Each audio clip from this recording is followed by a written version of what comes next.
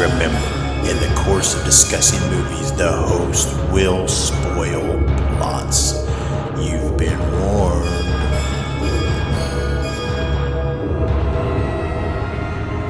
Listen to their screams.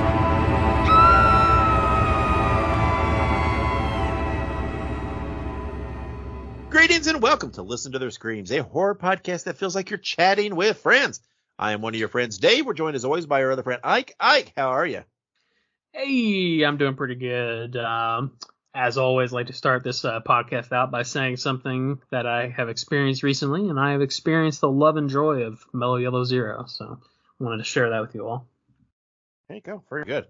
At least you say when you're something you've recently experienced, except at least it's not something traumatic that will scar us all. True, that's true. Hey, could be worse. Mellow Yellow Zero is pretty simple. I like that. So, true. All right. On this week's episode, we are going to be reviewing the movie Amelia's Children, which is available now on video on demand. But before we get there, we'd like to send a special thank you to all of our listeners and followers, and to our wives who will be joining us momentarily for a wives rebuttal. That's right. It's been a while, but they are on today, and we are going to be discussing the movie Here for Blood, which is available now on Screenbox. So that will be around in just a minute. But before we get there, Ike, what did you watch this week? Yeah, absolutely. So, so a little peek behind the curtain, guys.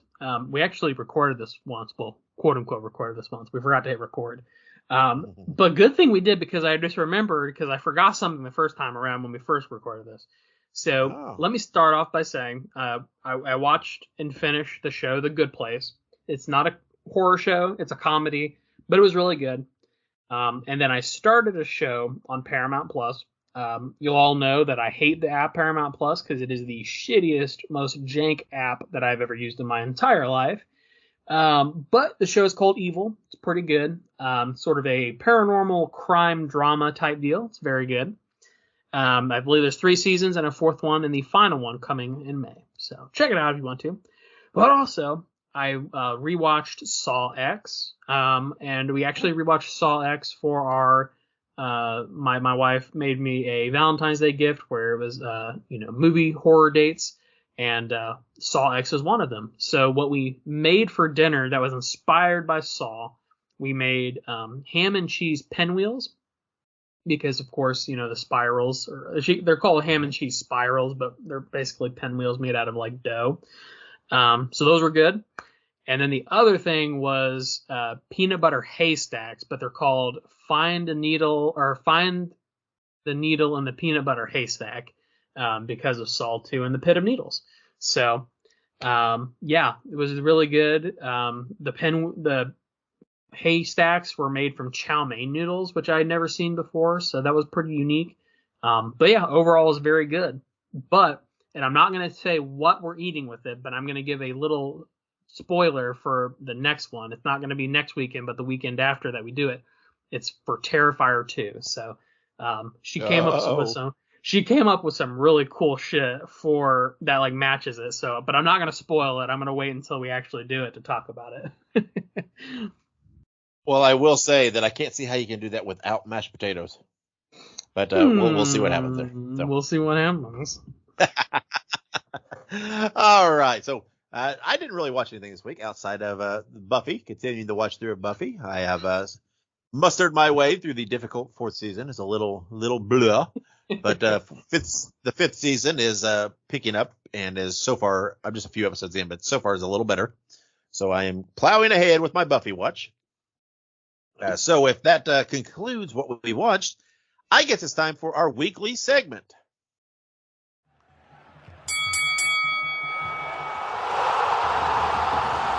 Wives Rebuttal. All right, and this week we have a wives rebuttal.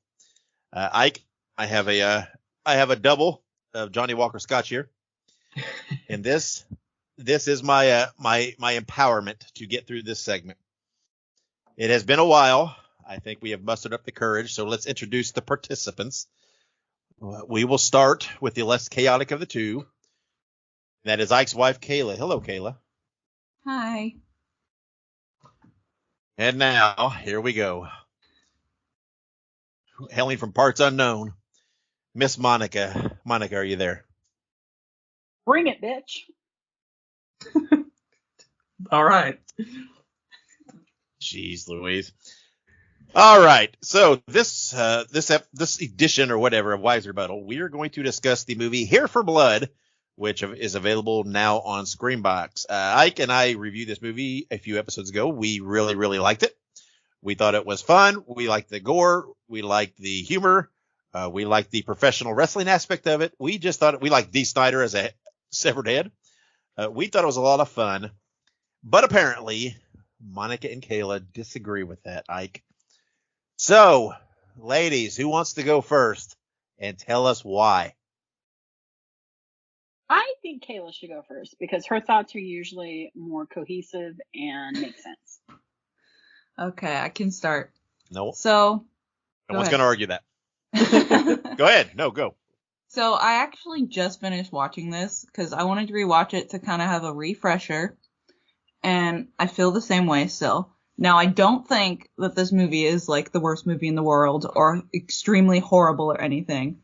I just don't think this is my kind of horror movie. Basically, like what you described that you liked about the movie is what I didn't really care for in the sense of like the gore aspect of it. I feel like it was very overdone. Like it was unrealistic, and I know it's just a movie, it's not going to be the most realistic thing, but like specifically like the one part that stuck in my head with like when one point he cut off the fingers of that one dude, and then another point they cut off a head, and I mean it's just like almost like a volcano of blood, which I was just like I don't know how I feel about that. And then I will say some of the practical effects in the movie I really liked. I really liked like when they were fighting and he put his head down on the stove and like the melted skin. Oh, yeah. I thought that was done really, really well though.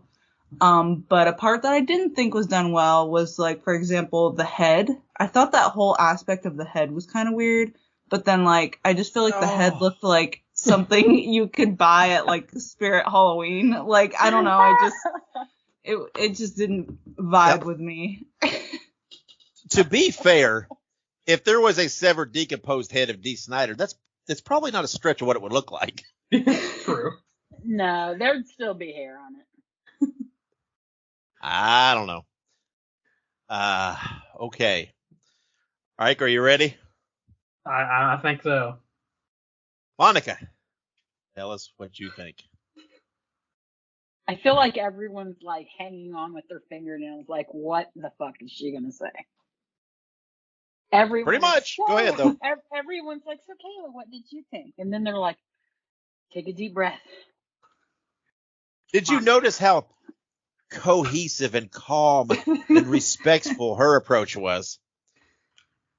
And now it's like, it's like in a hockey game. Fucking throw the gloves off and let's hit the glass. Let's go. Somebody gotta be that. We are like the Jason and Travis Kelce of podcasting. The female version. Okay, whoa. Don't force your Kelce stuff into this. This has nothing to do with this movie. They're my favorite two football players in the world. Perhaps, but this movie does not contain nothing to do with it. Talk about the movie. Tell us about the movie. This is why this segment always goes 45 minutes. Please talk about the movie. Okay, so normally home invasion movies are literally one of, if not my favorite, it is one of my favorite types of horror or thriller movies. Legitimately, I know we talked before about, for me, horror movies have to have something that Monica would be scared of in real life for it to even really pull with me. So home invasion movies, anyone who has ever lived by themselves. Oh, you're breaking up there a little bit. Anyone who has ever lived by themselves, somewhere in the back of their head, this is a fear. I lived with two little boys that were my sons. That kind of sounds a little creepy. Yeah. Thanks for clarifying that one. They were my children. I was, for a time, a single mother. And I I cannot even tell you how scared I was. And in fact, I had a situation where a former employee came to my home and threatened to kill me. So I kind of actually lived through this. So it is a genre I love. I'm not going to say that I hated this movie. I'm with Kayla. This was definitely no Skinamarink. But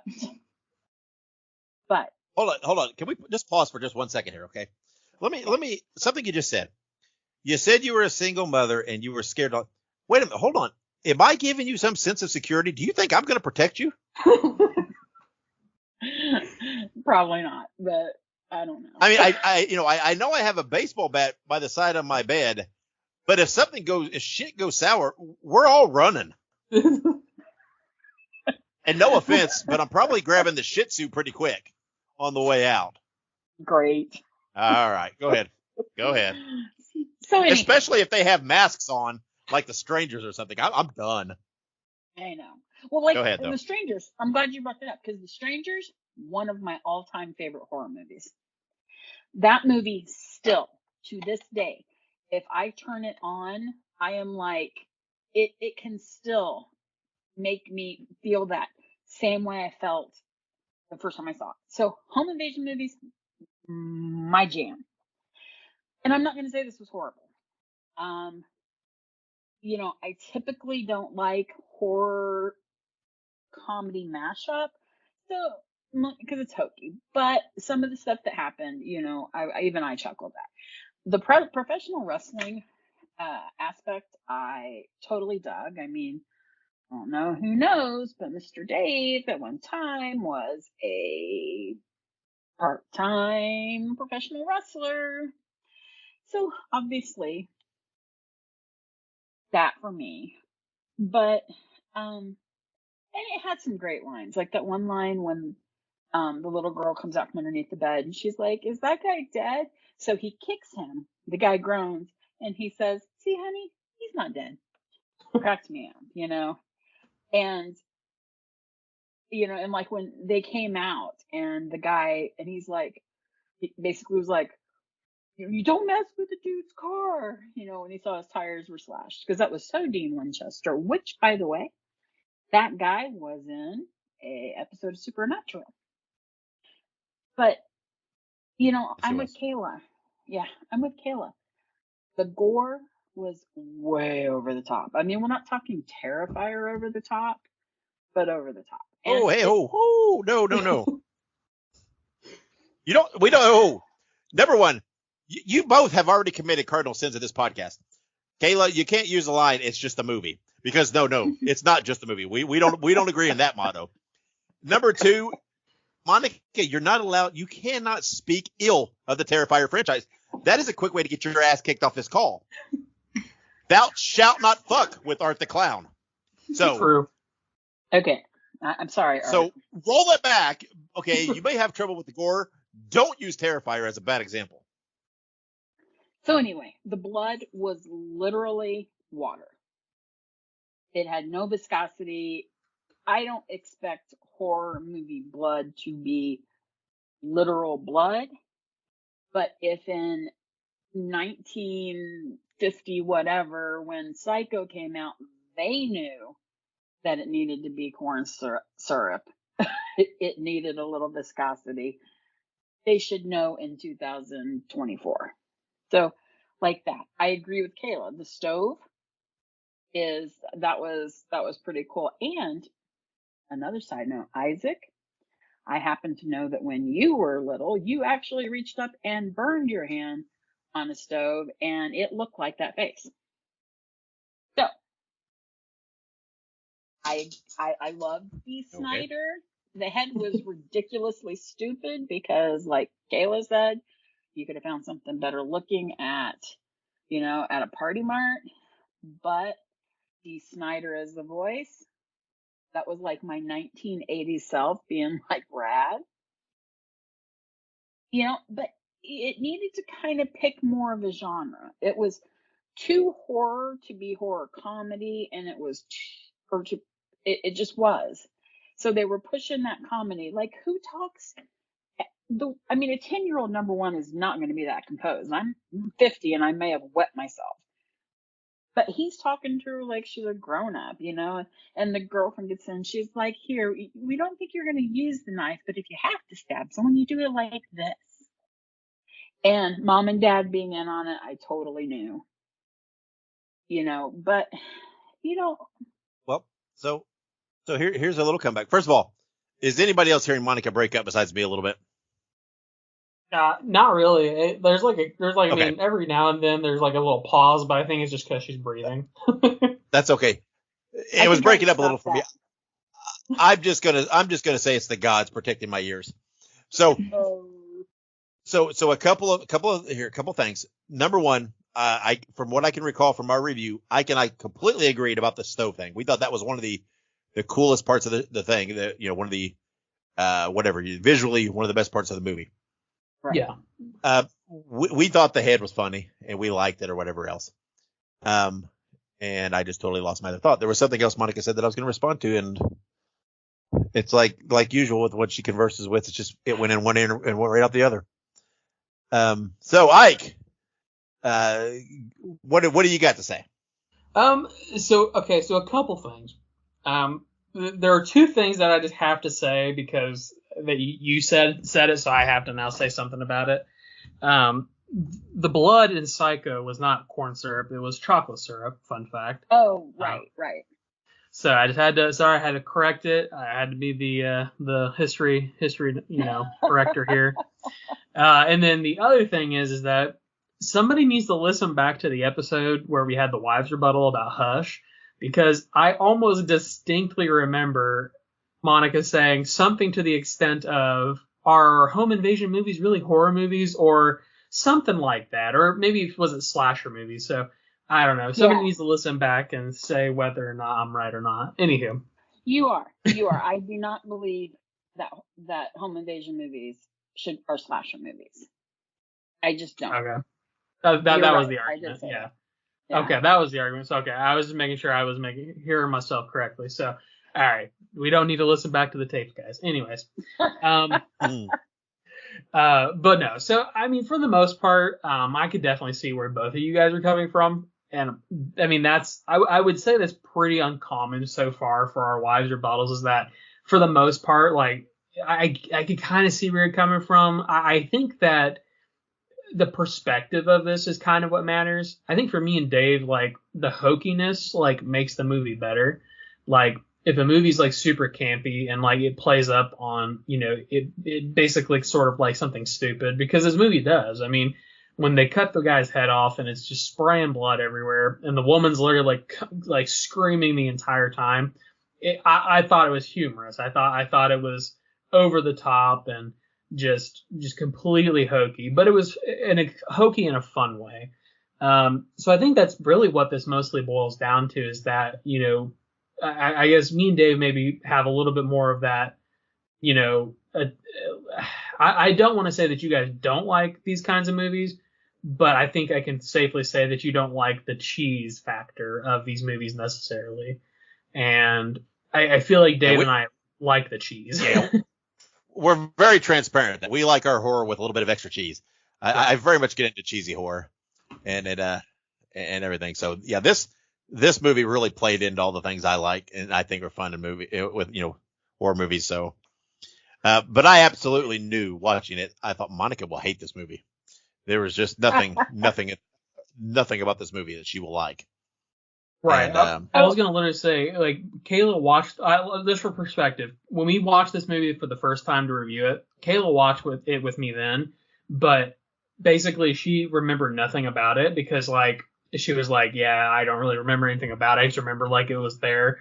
So that's kind of the perspective you have to think, too, that she was like, yeah, that wasn't super memorable. So when she rewatched it, I think she had to remind herself about it. But yeah, it was, other than that, like you said, cheese factor, I love it. It's just, but yeah, not everybody likes the cheese, like you said. Not everybody likes the horror with extra cheese.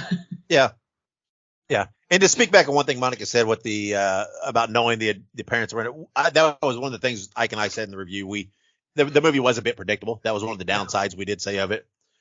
We were aware of that, but you know that it was predictable. But we also always say, predictable is not always a bad thing. But Yeah, it didn't really leave you hanging, wondering what was happening. So No. And it was kind of hard for me because early on, Grace, the little girl's voice, I kept thinking that is so familiar. So I looked it up on IMDb, and all of like your past 5 years of Peanuts stuff, particularly for Apple TV, she's the voice of Frida.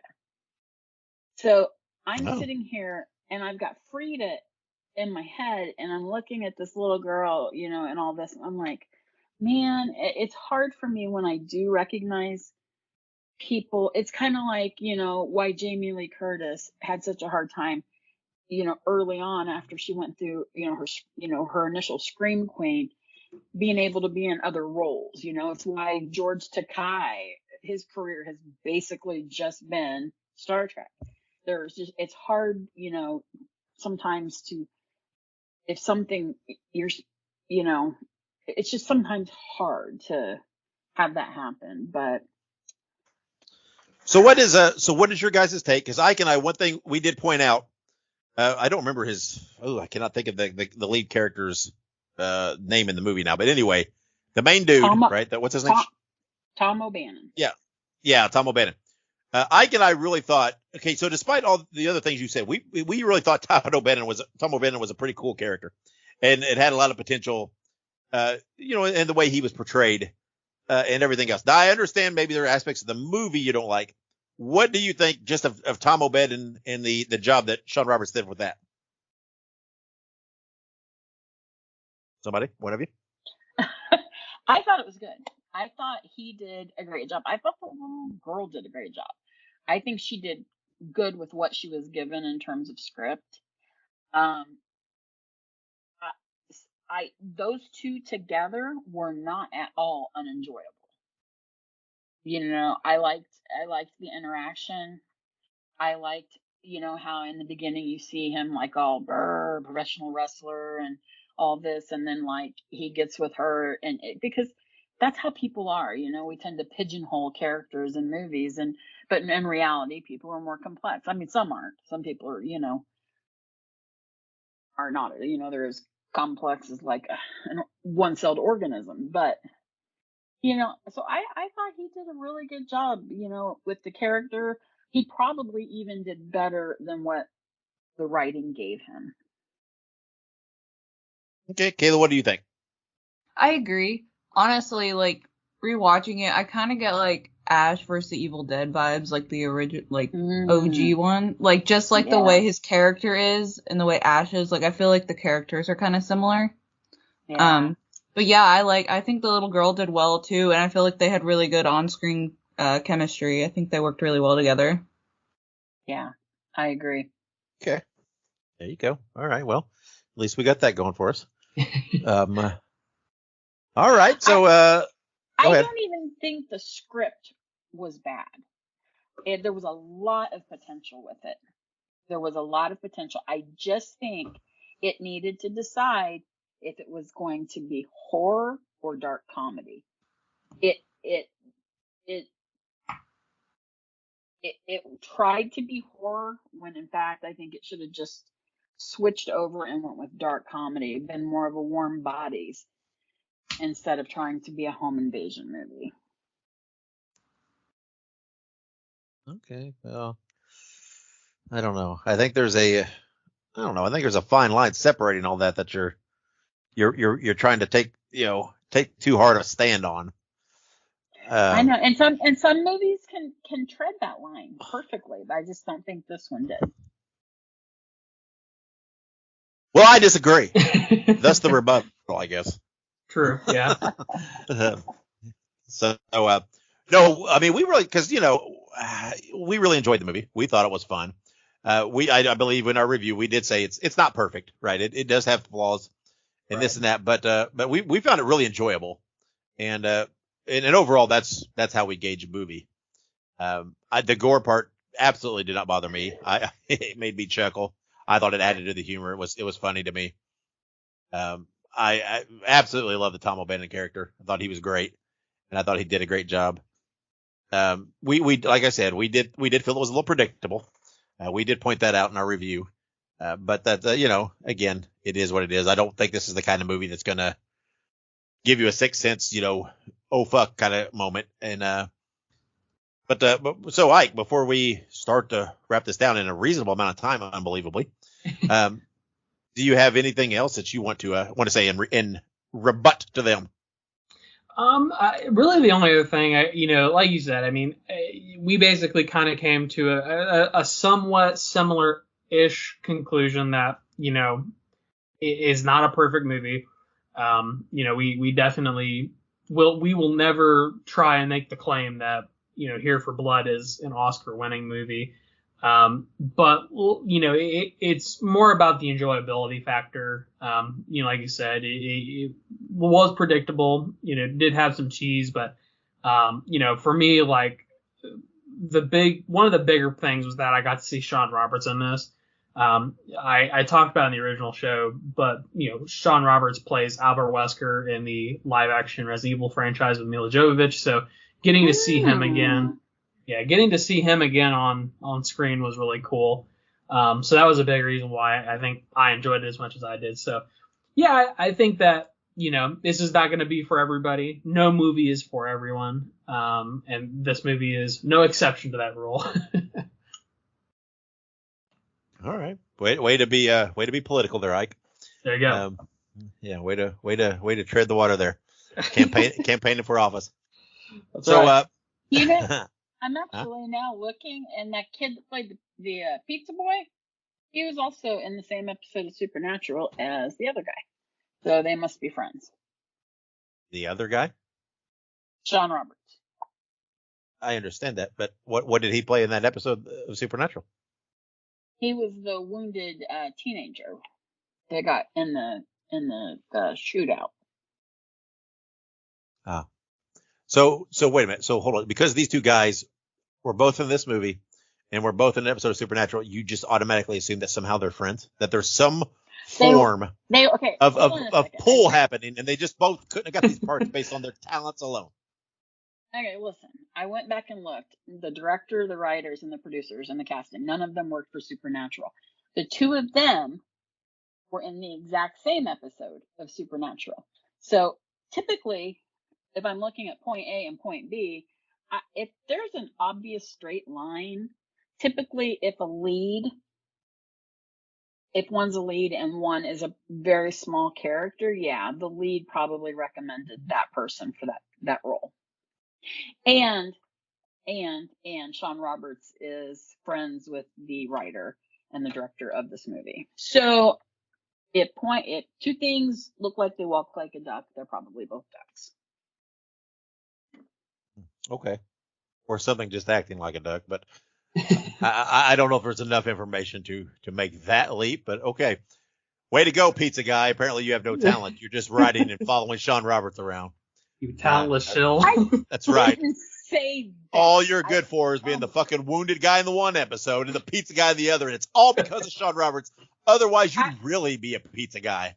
Okay, I didn't say that the Supernatural casting was because they were friends. I'm saying the future casting is probably because they're friends. Plus, it says online that they're friends. So the Supernatural casting was probably just because the guy lived in Vancouver. Yeah. and so and everything else. That's probably what that's for. And I like how when Ike and I research a movie, we look at the writer, the director, who was acting in it, what the box office was, and you're like, I'm gonna look up who's friends. I mean, I'm like, I'm going to research this thing. Ooh, people.com. What the fuck? Hey, first of all, you can shut the fuck up on people.com. I get a lot of good celebrity news there. Sometimes even like actual news. And number two. Okay. And you say you don't like horror comedy, and this is what you want to say. You get good actual news from people.com. That's the most horrific comedy I've ever heard in my life. Are you serious? Are you serious? I am. You are the aware wise that rebuttal is not about people.com, guys. You are aware that the actual news is not where the Kelsey brothers are eating lunch today, right? Okay, there is a huge crime news story where this guy legitimately had his daughter and 2 friends over, and he basically drugged them all. And it was people.com that was the first people to break it, other than in a local sense, and now it's a national news story. So I'm sorry, maybe not like, the war in Israel and Palestine kind of news, or what's happening with inflation kind of So news. you're right. It's more like Weekly World News and the Bat Boy is where this is falling in. But okay. It's like the National Enquirer. Do we want to talk about some of the things that you guys believe? Because I'm good.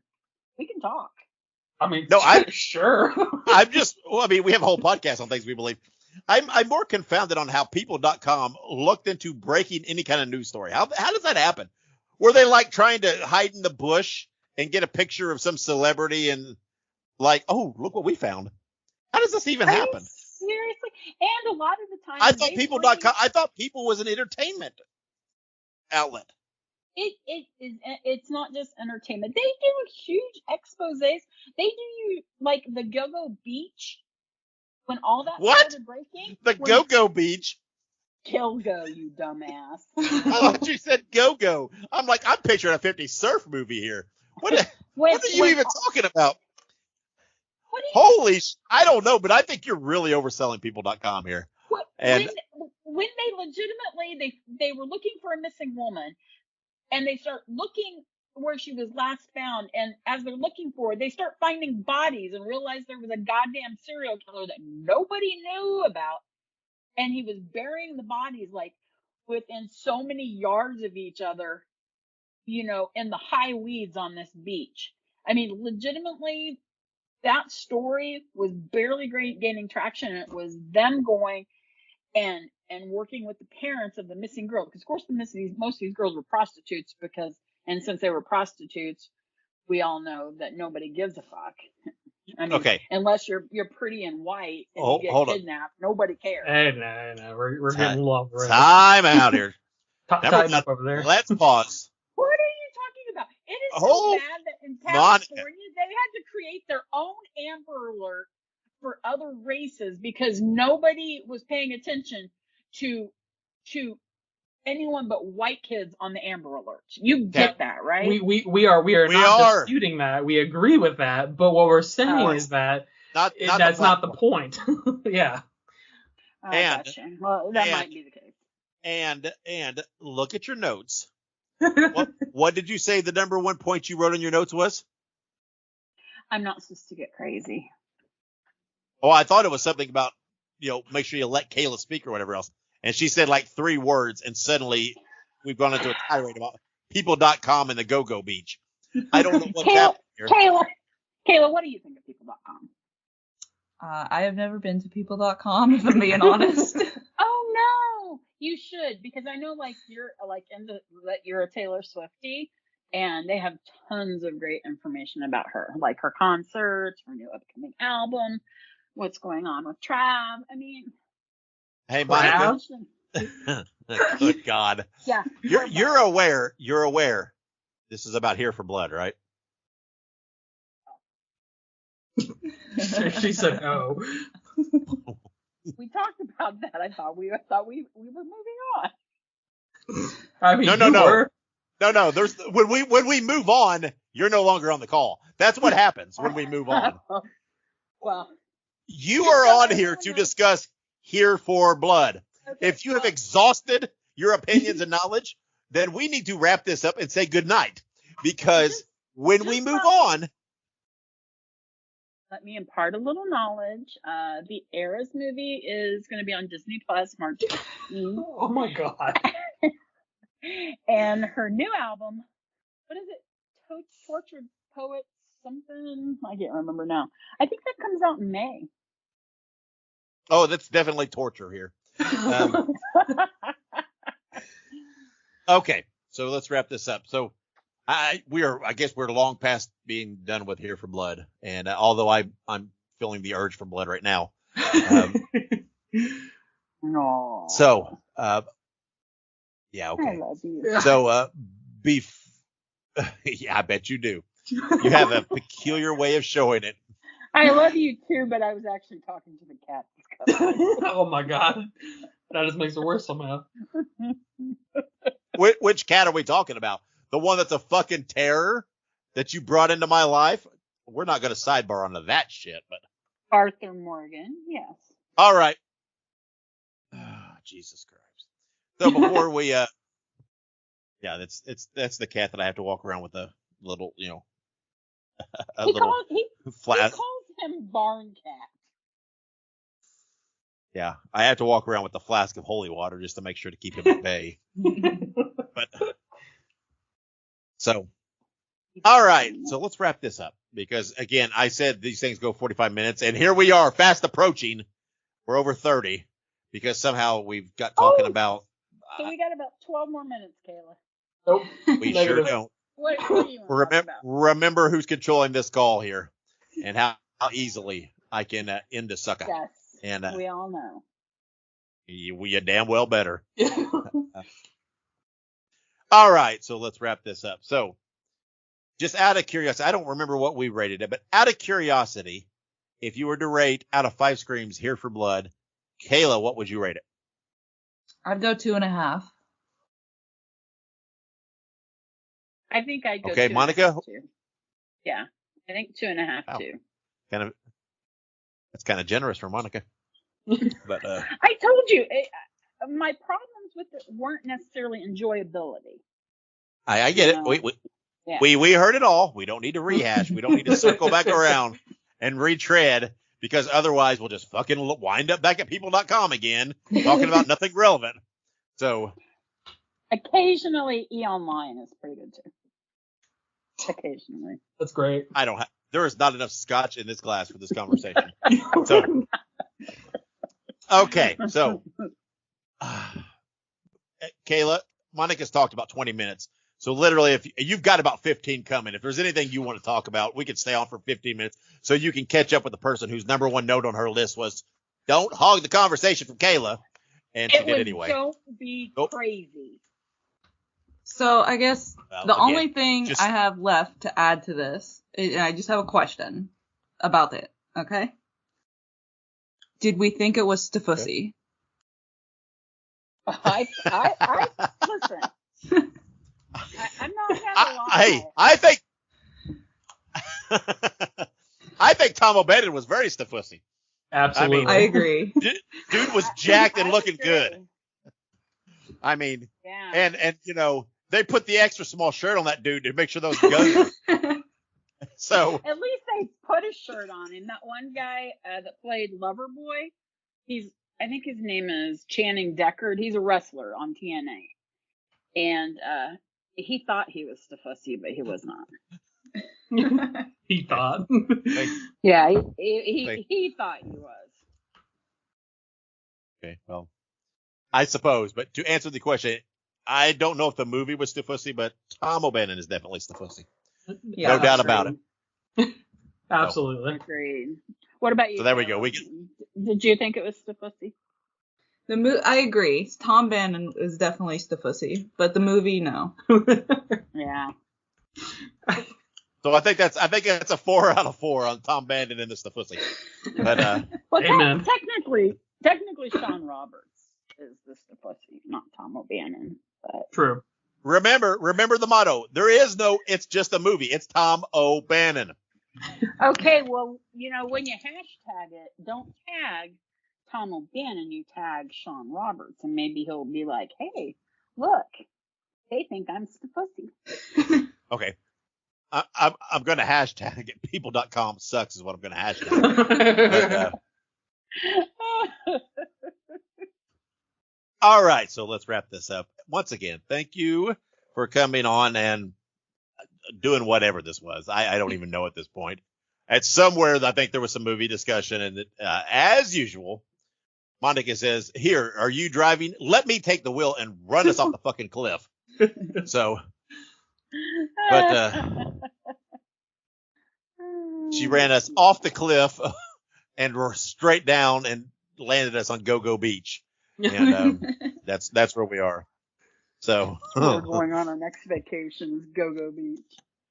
With what is that band and that thing you do, the Shrimp Shack Shooters or whatever they are, never mind. Oh my God, yeah. The Shrimp Shack Shooters. What the fuck? That was funny. Have you never watched that thing you do? That Tom Hanks movie? I've never seen It's that. kind of actually a really good movie. It's not a horror movie, but it's a great movie. You need to watch it. It's a good movie. Yeah. And it's got the song, That Thing You Do, it's so fucking catchy. Look at it. It is 60s pop. Oh, it's just magical. And Tom Hanks is amazing in it. And it's got who else got in it? Liv Tyler's in it, and I don't even know who else.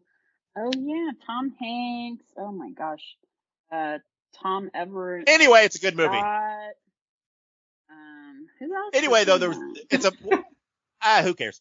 There's a band in the movie, and they get in there, and it's like in the 60s, and they get hired to make a movie, like a surf movie, and they're just playing the band in the movie, and it's something in the Shrimp Shack Shooters or some weird ass name like that. What? It's copyright, man. What are you doing? Sorry. Who immediately went out and looked up the song? Monica, was that you? That was Monica. It was me. So not only did she drive the car off the cliff and bury it at the beach, but she fucking just buried the podcast with a copyright strike, more than likely. Because, hey, let's pull up the copyrighted music and just let's play it right now. Oh, man. I don't think I played enough for it to get copyright strike. But you can just cut it out. I guess we'll find out, won't we? we'll find out if we get just that so strike. you know. Just so you know. YouTube is a very fickle mistress, and it does not take much to piss that bitch off. So I actually only meant to play just like those few drum beats at the beginning, but I couldn't. I kept hitting pause and it wouldn't pause. Okay. All right. I think I had cat fur on it. Let's well, it's probably the evil barn cat. So all right, so let's wrap this up because holy crap, just when I thought it couldn't have gone off the rails anymore, it has just gone. It's like it got onto another track and went off the rails again. So thank you, I guess, for joining us. So let's wrap this up. You guys did not like the movie, but we all agree we love Tom O'Bannon, and he is extraordinarily stiffusy. And the second takeaway is that Ike and Kayla need to watch that Thing You Do, or what's it called? Whatever it is. Just look it up. It's a Tom Hanks movie. That Thing You Do. That Thing You Do. So there you go. All right. So let's go. So Kayla, thank you for joining us, and have a good goodbye and have a good whatever. So you too. Goodbye. I'm so flustered right now. What is wrong with you?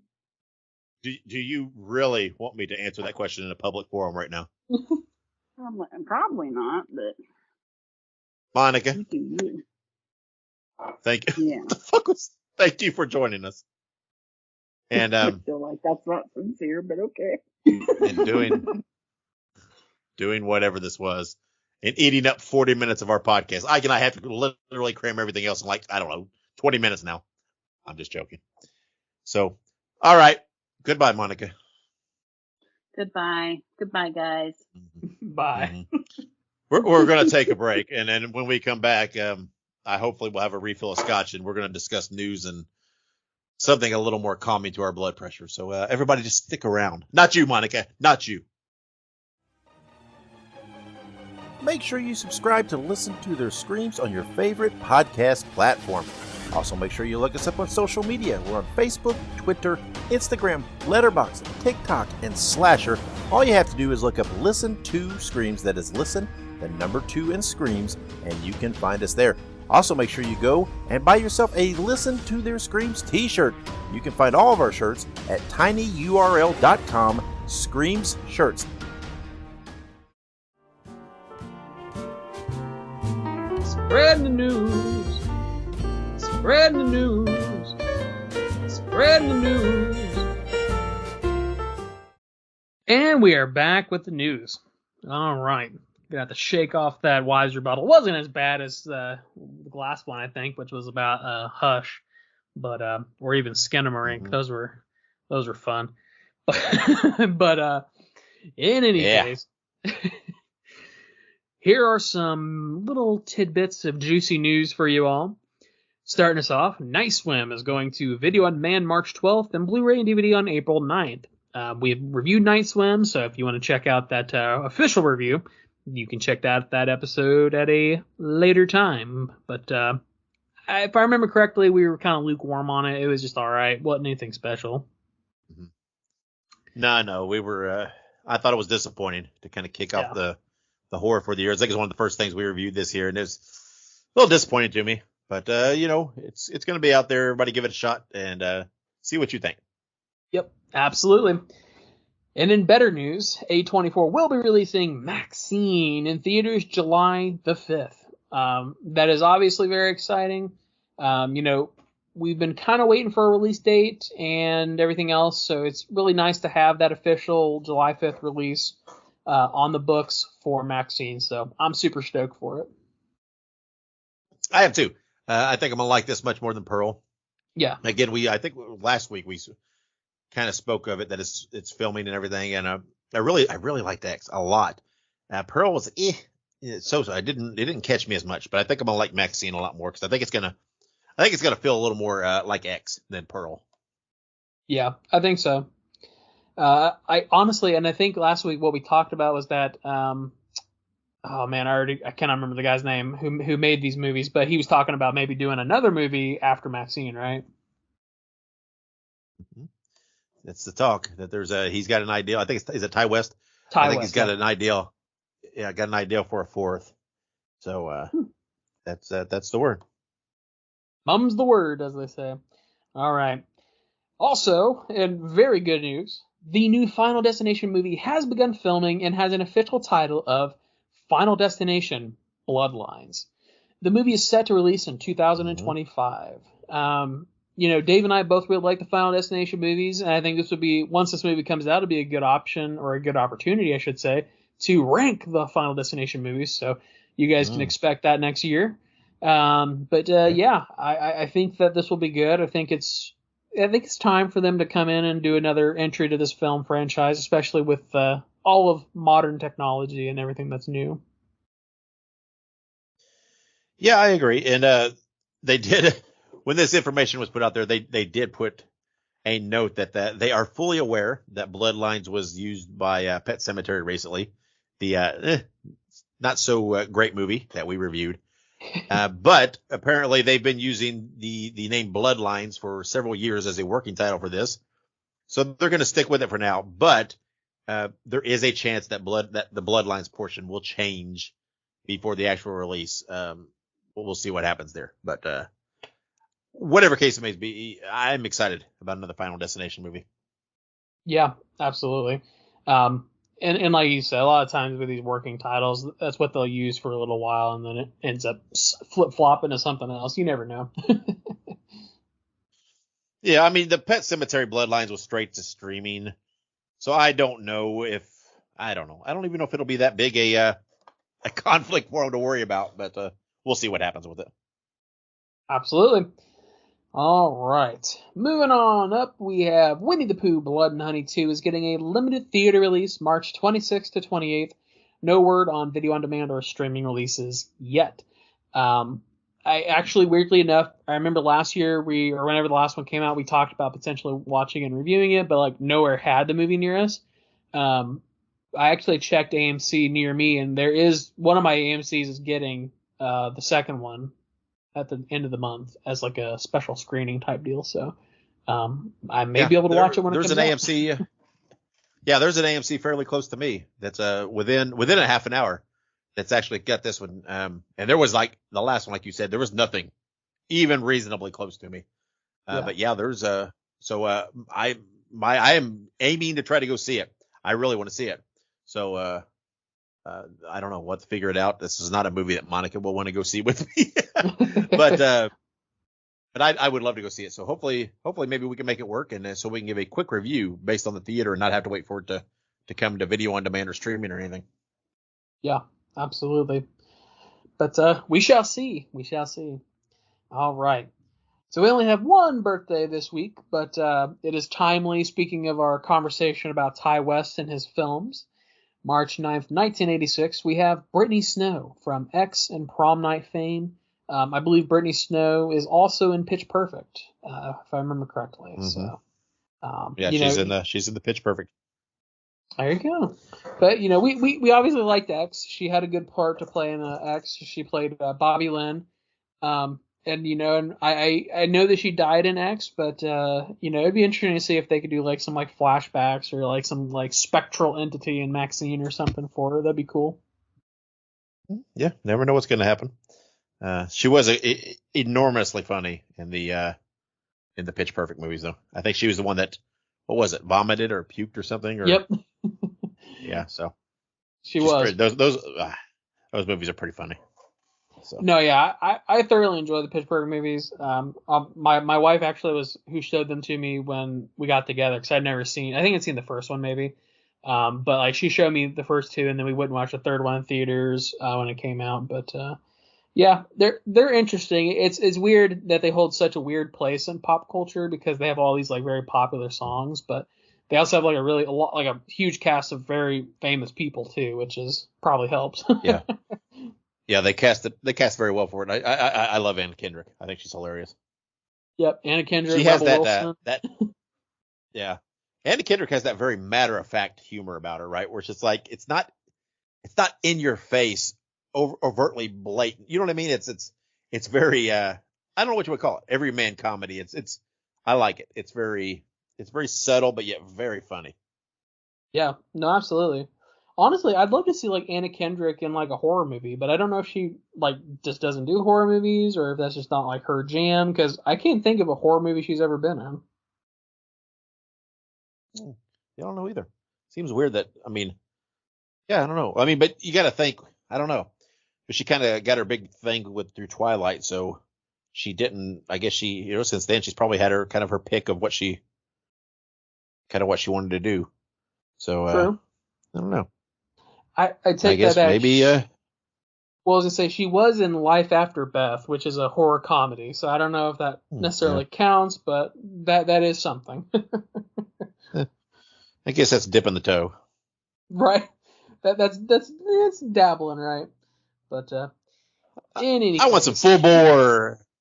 Let's get her in something just overtly gory. What I was gonna say is I feel like she'd be good like a good serial killer.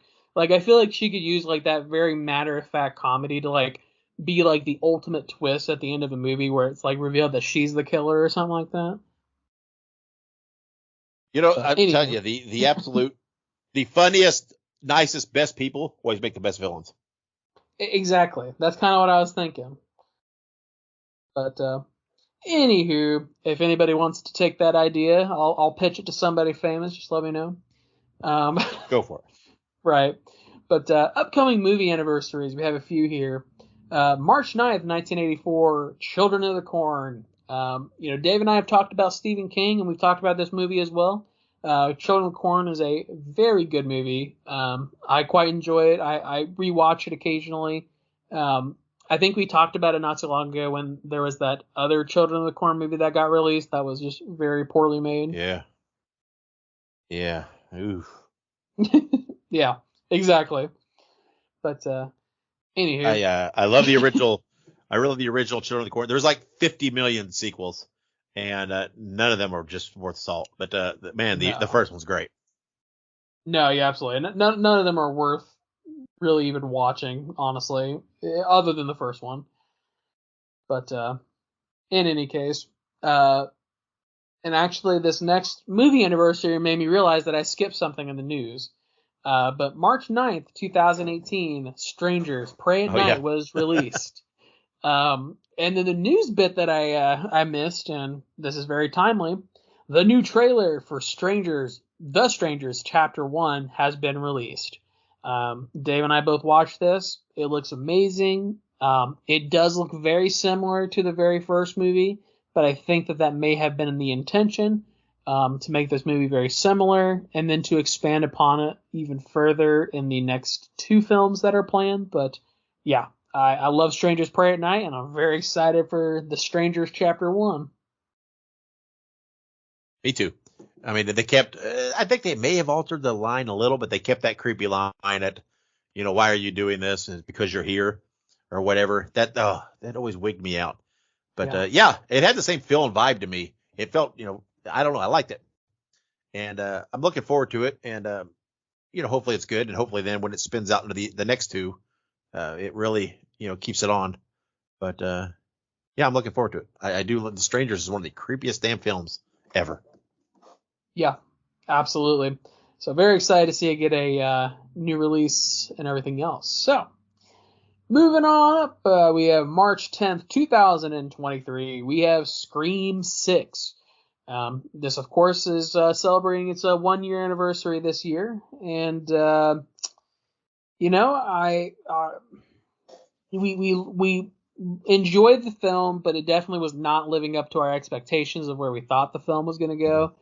And we've talked at extreme lengths about the future of the franchise. So we'll leave it to say that we like the movie.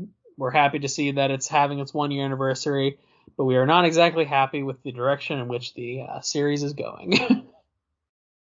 No. The movie was a little disappointing. It's a little flat for me.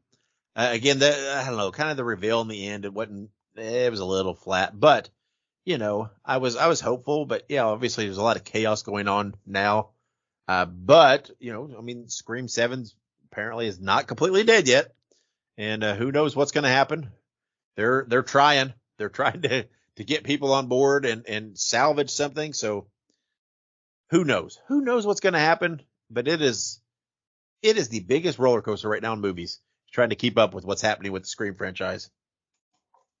Yeah, it's like a full-time job just trying to track what the hell is going on with Scream at this point. But moving on up to the next anniversary here, we have March 12th, 2016. Again, a very timely conversation. Hush, celebrating its, 8th year anniversary. So we actually did a whole episode with a Wives Rebuttal about Hush and discussing that film. Which is also a Mike Flanagan film. Mike Flanagan's a very prolific, I would say, director at this time in the horror field. So he's pretty good. But we definitely disagreed with our wives on whether or not this movie was good. Yeah. You just mentioned this earlier, and mentioned that the Wives Rebuttal today was a little tame compared to that one. But yeah, I thought it was a fun movie, and the wives didn't agree. So. Yeah. Whatever, to each their own, I guess. That's right. But and then moving on to March 13th, 1987, we have Evil Dead 2. Evil Deader. I'm just kidding. Evil Dead 2 is great. Evil Deader would have been even a better name for the movie. I'm sorry. I'm just kidding, guys. But we both like Evil Dead. We both like Evil Dead 2. And when we talked about Evil Dead Rise, we did talk about the other films. So we did go a little more in depth with that then. But yeah, Evil Dead 2 is great. It's funny. It's a worthy sequel in my opinion. Yeah. I think it's really good. They summarize the first movie pretty quick and get on. And lots of people say that Evil Dead 2 is even the better film, right? Because it takes the first movie, summarizes it, and moves on. And they, obviously they had a little more of a budget and everything else with it. So, but in their own way, shape, or form, I love them all. I love all the Evil Dead movies. They're just fun movies to me. Yeah, absolutely. They all have their own positives and negatives. But like you said, the second one, it's got a very, very, I would say, very unique factor to it. I can never put my finger on it, but it's definitely memorable. But yep. And then the last anniversary is actually kind of timely as well because just a couple weeks ago I talked about these films. But March 13th, 1981, The Howling. About 2 or 3 weeks ago, I can't remember, I for some reason decided to watch all of the Howling movies, which to some degree I deeply regret, but I did it anyways. So yeah, that was fun. But of course, it's celebrating an anniversary. It came out in 81, so that means something, right? Sure. Yeah, I like the first one. I think the first one's okay, and then it's just ain't much after that one. But I think the first one's okay. Yeah. So, like a lot of franchises, you have one that's pretty good and it spawns sequels. They just try to milk that name and doesn't really work. But I mean, you're talking, back in the day of straight to video, straight to DVD, and they can license that name and make a few bucks. That's what they were doing. So. Oh yeah, and 100%, 90% of those movies were straight to DVD. I think the only ones that saw a theater release was like the first two, maybe. So take that with an extreme, very large grain of salt. Anywho, upcoming releases. Starting off very strong, we have Satanic Hispanics coming to Shudder on March 8th. It is name makes me chuckle every time. Yeah, I'm just like, okay, let's see where this goes, I guess. Described as, when police break into a house in El Paso, they find it filled with dead Latinos and a lone survivor. Known as El Viajero, he is taken to the police station for questioning. I'll definitely check this out. I love anything on Shudder. The name definitely has me hooked, I think. Yeah, it's like an anthology thing, I think. There's like 5 segments that all tie together. I'm sure maybe each one probably is maybe about each one of the dead people. I'm suspecting. I haven't seen it yet, but yeah, obviously because it's not out yet. But I'm hooked, man. Every time I read or hear that name, Satanic Hispanics, I don't know what it is. All I think is, why has no one done this yet? Why has no one used that title yet? Because it is so funny and catchy to me. It's honestly, when I read it, I was thinking to myself, I was like, I have no idea what this movie could possibly be about. So I'll definitely watch it now. It hooked me. But all right. And the next one, which I'm very excited for, Imaginary, releases in theaters March 8th. It is described as a woman returns to her childhood home to discover that the imaginary friend she left behind is very real and very unhappy that she abandoned him. We'll be reviewing this next episode, so keep an eye out for that.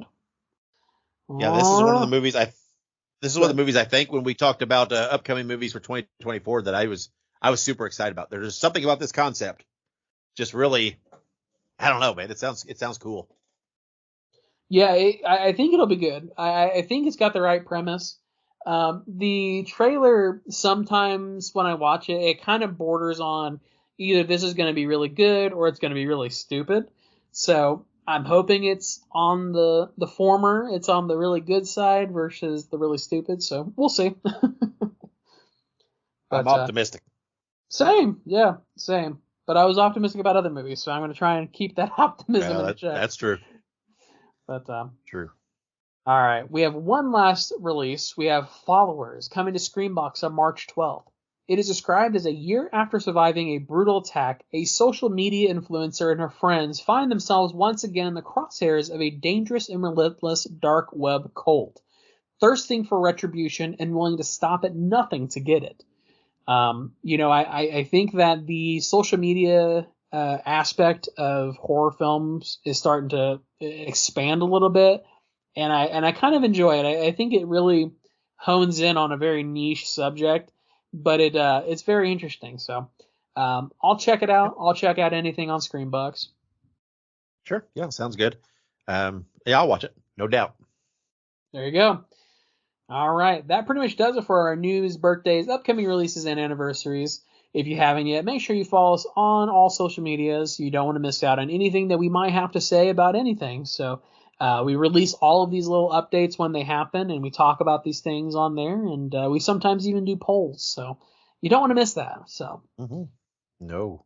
In any case, when we come back, we will have our official review of Amelia's Children. Stick around. Listen to Their Screams is now a Fangoria collaborator. Get 20% off your order at shop.fangoria.com by using the promo code LISTEN2SCREAMS at checkout. That is listen, the number 2, and screams. Or you can click the link in the show notes.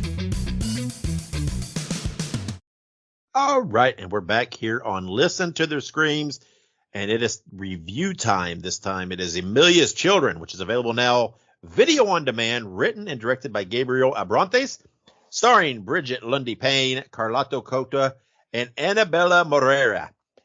Ike, I'm going to let you start on this movie. I always ramble too long. So we'll let you begin on Amelia's Children.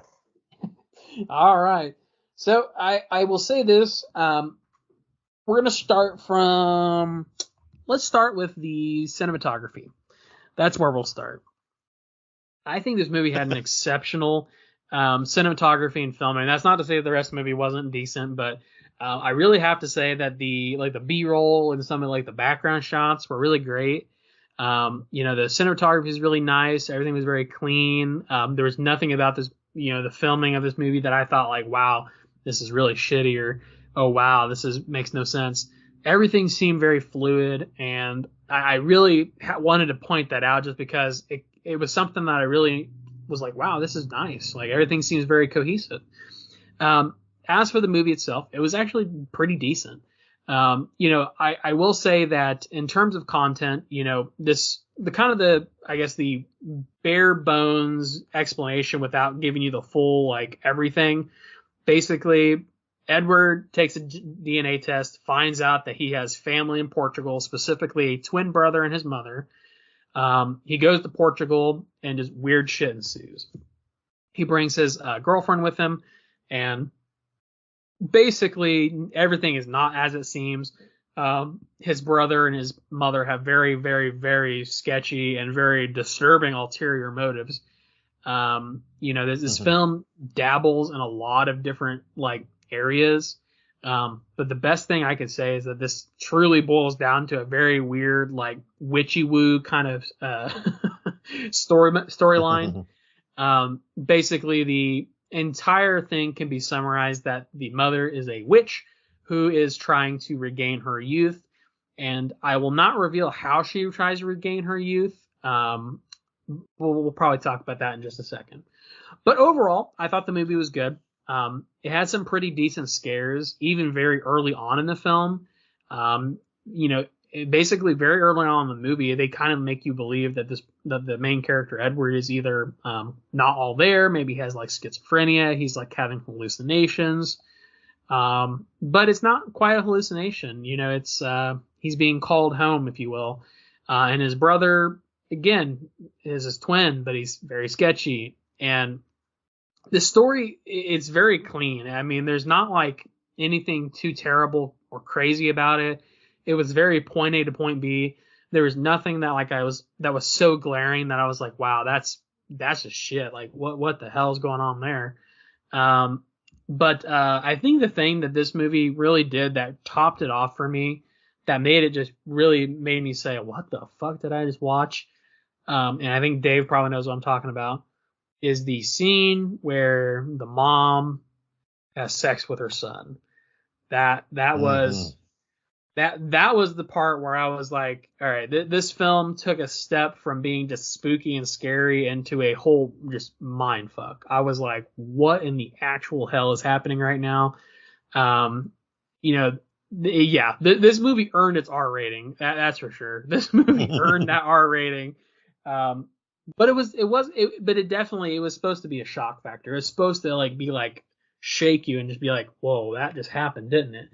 But yeah, so that's sort of my review, is that great cinematography, great scenery, great locations for it.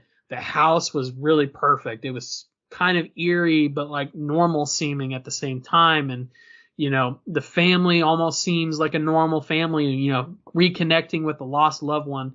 But not all is as it seems, and that is 100% the story of this. Not all is as it seems. So I'll pass it over to Dave. Yeah. Watching I watched the trailer for it before, obviously before we saw it.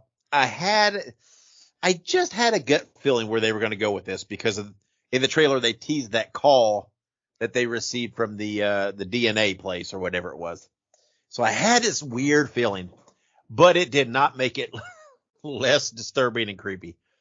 Number one, you're absolutely right. The cinematography was man, their locations, their sets, whatever else there was, it was gorgeous. It was perfect for this. And the movie was kind of a slow burn for a bit, but it was definitely building that creep factor. And I feel like it was a slow burn because it really wanted to, at the same time, like you said, give you some doubt of what's going on with this guy. and also kind of making you feel a little sympathetic to this guy because he didn't know his family, right? He had no family. He didn't know anything about them. And here he was thrust into, oh, I have a twin brother and this is my mom. And it's hard to imagine what it would be like to be in that situation. And it's like some of the things that were where they were trying to imply he was just so accepting of, and the girlfriend was like, why are you believing these people? Why are you trusting them? Blah, blah, blah. It's like, yeah, well, if you're in that position and you really wanted this for your whole life and here it is, it would be hard not to just dive in, full bore into saying, this is my family and I've always wanted this. From point A of showing the mother, it was creepy as hell. Yeah. And he knew it, right? He said something about, I think she's had a little too much work. Yeah, that was creepy. And you just really immediately got that vibe of there's something not exactly right with the relationship between the mom and the twin here. There's something going on. Number one, he was still calling her mommy. Number two, they showed the scene where he was like laying in bed with her, and then it's got to some of the dancing stuff and him saying that she was the most beautiful woman he's ever seen. You just felt like, yeah, is this inappropriate? It feels like there's inappropriateness going on here. And yes, there was, right? You found out, there's a whole lot of stuff going on. The DNA place calls, which the girlfriend, gets the call saying, hey, there's some inbreeding going on in this family.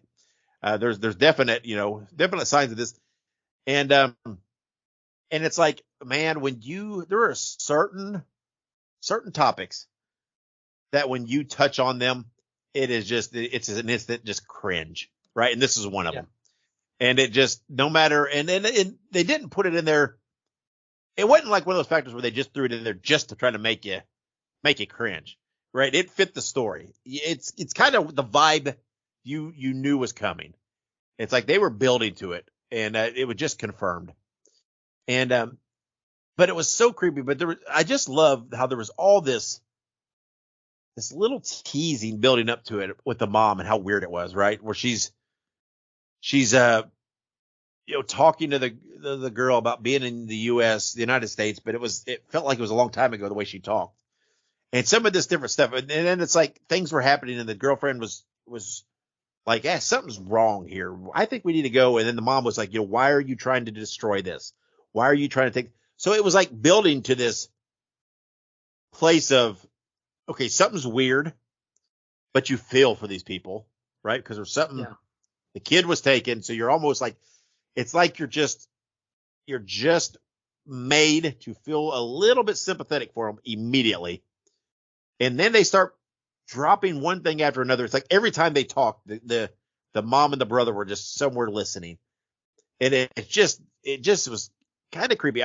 It was a slow burn on the creepiness. There wasn't a lot of super big jump moments, but it was just this. They built on that creepiness and uneasiness, and again. We've talked about it before. We just talked about it earlier, even in the Wise Rebuttal, right? There was a little bit of predictability of where they were going with this, but because of the way they built it, it's like in the back of your mind, you just want to say, no, they're not going to do that. No, they won't do that. There'll be something else. No, they won't go there. And then it's like, oh, fuck, they went there. It's like, even though you just knew that's what they were going to do, that they were going to take this to an inbreeding and an inappropriate relationship with the mom and the sons. It didn't change the fact that when it got there, you were just like, ooh, oh my God, they did it. And it didn't make it less impactful because it's like, I don't know. I felt like I was conditioned to just that whole time, just be hoping that there was a swerve because it's like, don't do that. Don't do that. And when they did it, it's like, ugh, okay, they did it. Yeah. And so that was what made it so unsettling and creepy building up to it, I think. Yeah, I think so. And I think that's a really important thing, too, is that it was sort of underlying. It was implied. And then it basically was implied until it wasn't. And I think that is really what made it that's what made it as shocking as everything else, is that they sort of implied things being weird. But most movies don't go there, right? They don't take it the full mile. They don't take it the full, the full way. they just kind of like, yeah, it's kind of weird, but then they just kind of brush it off and go in a different direction. But I think the thing that this movie did very well is it went the full nine. You know, it made it as weird as possible, but it did it by doing it slowly. It was a slow burn. They made you imply it. They made you think it, but they're like, you think surely that's not the case. Surely it's something else. And then eventually you reach that ultimate conclusion. And you're like, well, that is fucked up. So I think the movie did that very well. I think that's a very positive slow burn, because sometimes slow burns can be good. Sometimes slow burns can be bad. But I think this is a situation where the slow burn and the way that they led up to it made it extremely good, for sure. Yeah. I think it's the only way you can do it. I just don't. Yeah. I don't think with the topic and the subject matter and what they were getting to, you just couldn't just bam throw it in your face. It had to be a slow burn. It had to build that uneasiness and that that feeling. That was the only way to do it. And through the whole thing, you really, I really felt for the guy, the guy that was, the kid that was kidnapped and discovered his family, because it's like, again, it's like you have to imagine, what would that be like, right? To not know your family and to not know, why, and not to know who they are, and to feel so alone and not have anything, any kind of roots to refer back to at all. I mean, it's like, even if people don't know, much of their lineage, at least your parents and your immediate family, at least, and maybe a little bit of extended. And this guy knew nothing, right? He didn't know anything. And it made him very sympathetic. And so it's almost like when he was getting drawn into this, it's while you're like, dude, don't do this, right? It says something's going on here. There's still a part of you that's like, I get it. Because it's like you're afraid, he's afraid that if he said anything, if he was, just drawn to this ideal. And it's like he was blinded by the fact that, hey, this is my mom. This is my brother. I've always wanted this. And there can't be anything overt here. And obviously there was other factors at hand that was influencing him. But you really felt sympathetic for him, because he was struggling, trying to have this family that he wanted and still keep the balance with his girlfriend, who obviously knew something was going on. And he was, still making excuses for her, right? When she left the one time and he told the brother, oh, she just, wants to go out and run around and sightsee and stuff, kind of made an excuse for it. It's like he was trying to find a way to make it all work together. And, you felt for him. He was very much a victim in this whole ordeal. But it was so creepy. And, the mom she looked creepy, which was brilliant, because if she had looked just more normal, just a normal older lady, I think you would have felt more sympathetic, a little more sympathetic, right? She's just this old lady. And I think what they did with her, and then again, I'm not knocking anybody who has any kind of cosmetic work done, or I'm not saying, right? It's their choice to do what they want with their body. It's not my place to judge if anybody has too much done. It's not my place to judge that, because everybody can do what they want. But, it obviously kind of looked creepy, and there was clearly this point of her trying to keep her youth, and it made the whole thing a little more unsettling. And I don't think if they hadn't included that, I think it would have taken a layer off of it, a layer of the creepiness. I really do. So yeah, no, absolutely. And one last thing to add to what you said, like you said, I think if the mom looked normal, I think that it probably would have been less creepy. But the fact that she looked the way she looked and that she talked the way she talked, I feel like that really added to just the very underlying, very like implicit, I guess you could say, just feeling that there's just something not right about her. And like you said, it's you do feel for Edward. You do feel for Ed. I think is what he said. Call me Ed. You do feel for Ed. You do, because like you said, everything is led up to this moment in his life where he's like, I finally have biological family. I finally have people who, I can say, hey, like I can finally complete a family tree. That kind of deal. And And like you said, it makes it all the much worse when it comes crashing down in the way it did. Yeah, and again, the cosmetic work and everything made more sense when you saw where things wound up. Right. It made sense. But again, I sometimes, like you said, slow burn it's a weird line to walk, and sometimes it doesn't work. And I know a lot of times I say, hey, I would like a few more jump scares or a lot more of this. But I don't. There's no way to really tie it into the style of movie this was, and with the subject matter at hand. I think it had to be this slow burn. That ultimately it led you to a point of not really a jump scare or this big aha moment per se. It was more of a final moment of confirmation that just really just made your gut knot, and that's what they had to do with the subject matter. And I don't know. I think they did it well.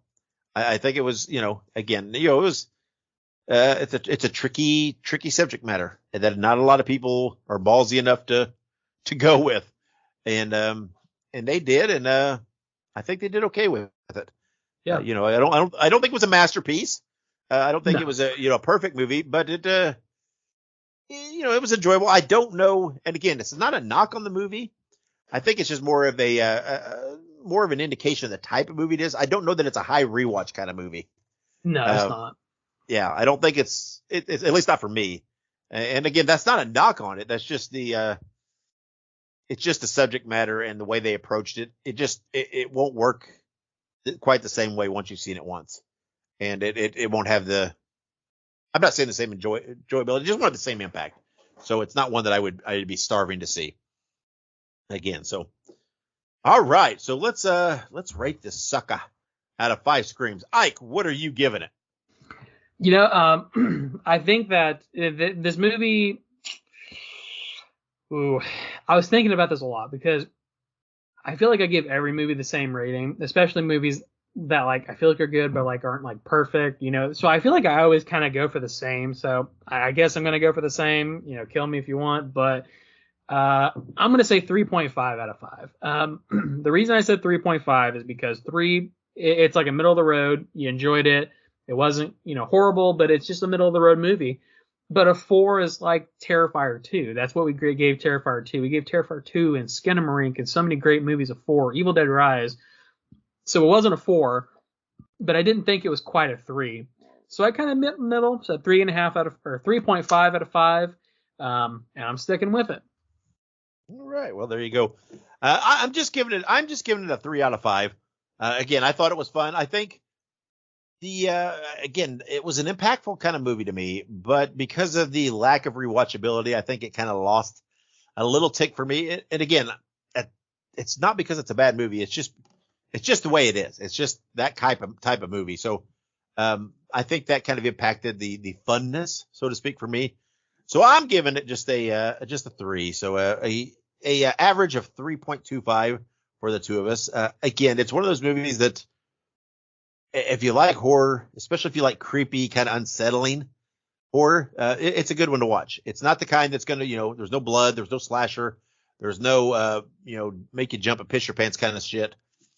But it's that kind that's going to make your stomach just kind of just turn a little bit, right? And again, even if you anticipate where it's going, to me at least, it didn't make it any less impactful when it happened. So, yeah.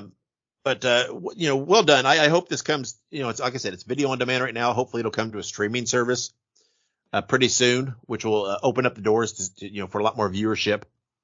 Because I know some people are not willing to commit to buy a film as much as they are to obviously watch it on a streaming service they are subscribed to. But I see this thing getting picked up by something probably in the near future, and I hope so because I hope it's out there and gets that potential audience that could provide for it. So yeah. But once again, well done. I don't think it's one of those that's going to crack our top 5 for the year when it all is said and done. But a pretty solid entry into the year, especially considering if you look at it, man, we've been kind of disappointed with a few of the movies that we thought were going to be pretty decent so far this year. It's kind of let us down. We talked about Night Swim earlier and stuff. And this one, it's like, we didn't know what to expect. And it was, I don't know, pretty solid. So, hallelujah. Yeah, absolutely. I'm just glad. Here's my thing. I'm just glad that Screambox had another good hit because right now Screambox is outperforming Shudder this year, in my opinion. Mm-hmm. Yeah, and then but when we talk about top 5 movies, and we talked about top 5 most anticipated movies for the year. Next episode, we are going to be reviewing Imaginary. Again, this movie, I hope it does not let me down, but for whatever reason, this movie has my intrigue hooked so badly. I love this concept of an imaginary friend that is real and is pissed off because you left it. This concept to me is just, I love it. I love it, and I'm hoping I'm not disappointed. It's getting a full theatrical release. That's good. Yeah. So that's a very promising thing. I'm excited to go to a theater and see this movie. This movie is actually intriguing enough that Monica, I think, is going to go see it with me, or at least she wants to. She saw the trailer and said, that looks pretty decent. So that's I'm not saying, that means anything, but, obviously Monica and I sometimes have differing opinions on some of this stuff. And if both of us have our interest piqued, that's a pretty good sign. So this is one of the movies that, for whatever reason, I've just been really looking forward to for this year, and I'm excited to see it and review it next week, Ike. Yeah, absolutely. I'm very excited to see it. I know my wife is very excited to see it. Kayla's super excited to watch it. This was actually on her short list of top 5 because when we did our top 5, she made up her own mock top 5 as well. And this was on her short list as well. She's super stoked for this, and so she'll be going to watch with me. So yeah, it'll be good. I have high hopes for Imaginary. And like you said, it's just a very unique concept. I can't really think of any other films that have really done anything exactly like this. There's been some nods to quote unquote imaginary friends, but maybe not in the same way this has. But yeah, I'm pumped. Kayla's pumped. I think we're all pumped, which is a good sign, right? Absolutely. Let's hope. But again, it's a fun concept. I'm looking forward to it. But that review will be coming next episode. So super stoked for that.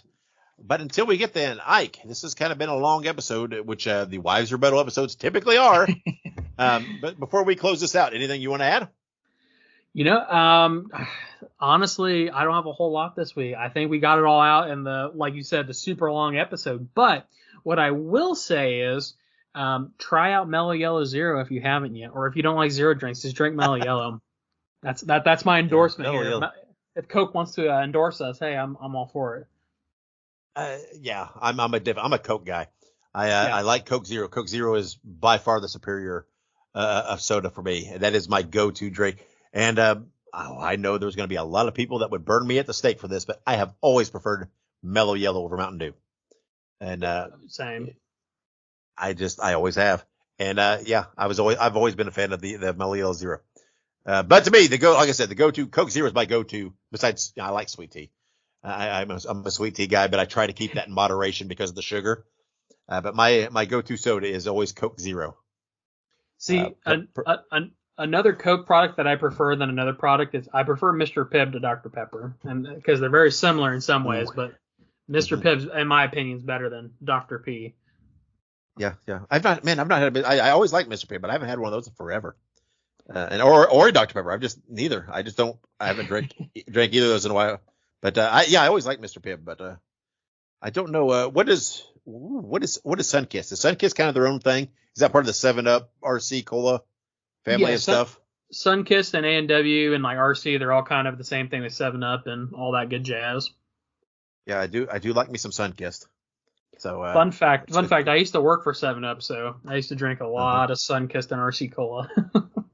Oh, Sunkist was one of my jams when I was a kid. I loved a Sunkist. Of course, back when I was a kid, they were in glass bottles, and there's nothing like drinking a soda out of an ice cold glass bottle. Ooh, true. Good shit. And Gatorade. Gatorade was made to be in glass bottles. Gatorade. The fact that they ever Gatorade should have always been in glass bottles. That was the best. But I digress. Mellow Yellow Zero is good shit. I do enjoy that. Coke Zero I do enjoy, especially with a little Crown or Jack in it or something. Very good. That is what, a Jack and Coke, that's what they call it's a Lemmy. A nod to one of my heroes, Lemmy from Motorhead. And Yeah. that is good. I do like. Have you ever? They are premixed. There are premixed cans. Coke Zero and Jack. And Coke and Jack available now. Those are good shit.